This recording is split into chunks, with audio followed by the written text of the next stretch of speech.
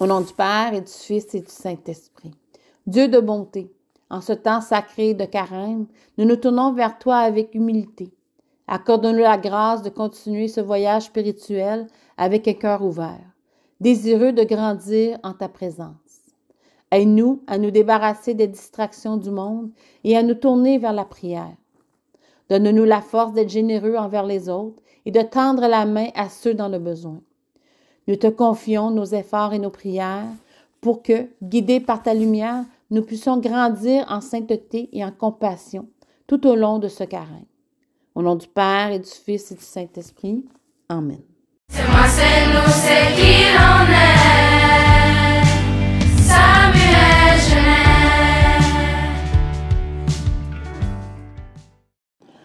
Le Père David Bergeron va nous parler un peu de son expérience, qu'est-ce qu'un pèlerinage et comment il l'a vécu. Il a parcouru le chemin de Saint-Jacques-de-Compostelle. Il a également fait un pèlerinage à Ottawa, à Montréal. Sa sagesse est inestimable. Bonne écoute!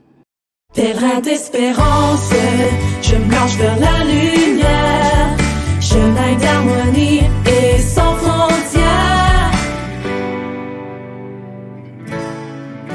Au Moyen Âge même, on priait pour la paix à Jérusalem. Puisqu'il y avait des conflits, les conflits qui surgissent de notre cœur puis qui se transposent dans le monde, Jérusalem était presque inaccessible. Et donc, il y avait d'autres destinations populaires pour les pèlerinages. Et une qui est très importante dans le monde, mais aussi dans mon propre monde, c'est Saint-Jacques de Compostelle. En fait, à l'église, la cathédrale Notre-Dame-Basilique ici à Ottawa, avant de s'appeler Notre-Dame, notre appellation était à Saint-Jacques. Et donc, même qu'on a la statue juste à côté de la cathèdre, qui est la chaise de l'évêque, qui est la statue avec le petit coquillage que je vais montrer un peu plus tard. Et puis, Compostelle vient du mot latin qui veut dire un champ d'étoiles. Les étoiles brillent pour qu'on puisse élever notre regard, nos cœurs et aussi nos pieds, un à la fois, pour pouvoir être en mouvement. Et puis, cette destination de Saint-Jacques de Compostelle est une dont j'ai pu participer 2 fois à un pèlerinage. Une première fois pour 400 km et une deuxième fois pour 250 km. Mais le Seigneur nous invite aussi parfois, si on n'en a pas les moyens, à simplifier nos pèlerinages. Et puis, j'ai pu faire un pèlerinage d'ici à Ottawa jusqu'à Montréal, de l'église où je travaille jusqu'à l'oratoire Saint-Joseph à Montréal. Donc, il y a des possibilités de le faire différemment aussi. Donc, je suis très content de pouvoir partager ma passion de pèlerinage aujourd'hui. Et ça a été vraiment à Saint-Jacques-de-Compostelle que ça s'est éveillé en moi. Et je continue de marcher.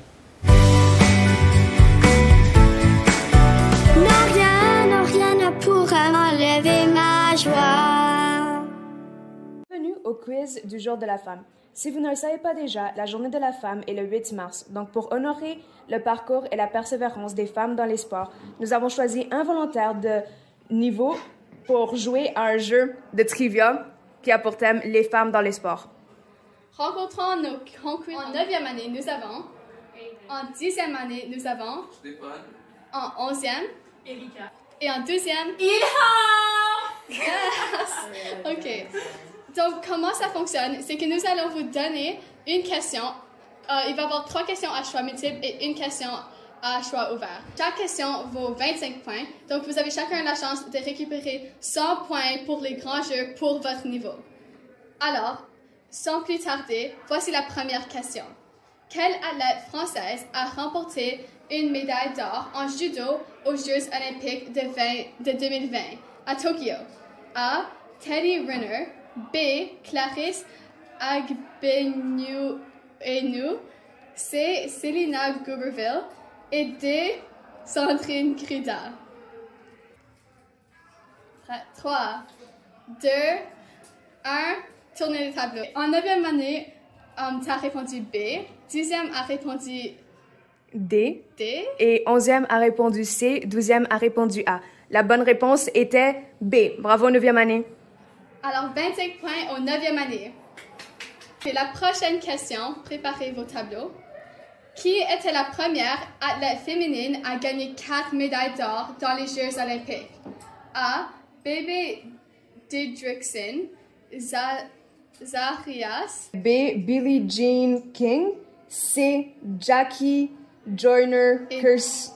Ou D. Wilma Rudolph. Ok, 3, 2, 1. Vous pouvez tourner les tableaux. La réponse, c'était bel et bien C. Alors, on a un autre point pour les 9e années et un point pour les 12e. Nice. Okay, prochaine question, c'est combien de fois l'équipe nationale féminine américaine football a-t-elle remporté la Coupe du Monde? A. Nous avons 2 fois. B. 5 fois. C. 7 fois. Ou D. 4 fois. 3, 2, 1. OK. Oh, les 11e années ont eu la bonne réponse. C'était bel et bien dit. Ils ont gagné en 1991, 1989, 2015 et 2019. La dernière question, vous allez maintenant écrire la réponse sur le tableau. Alors, la question c'est, qu'est-ce que la LPHF? Alors, c'est quoi l'acronyme? 10 secondes. 10, 9, 8, 7, 6, 5, 4, 3, 2, 1, 0. Allez, montrez vos tableaux. Aiden, toi aussi. OK. En 9e année, on a deviné Ligue professionnelle H féminine. En 10e année, on a dit je ne sais pas. En 11e année, on dit le P homme. Et en 12e année, professionnel. Non, c'est écrit Ligue promenade. professionnelle de hockey féminin. OK, alors, c'est proche. La bonne réponse. C'était Ligue professionnelle de hockey féminin. Donc, les 9e et 12e. 12 points au 9e année et 12 points au 12e. Ouais, bravo. Merci d'avoir participé.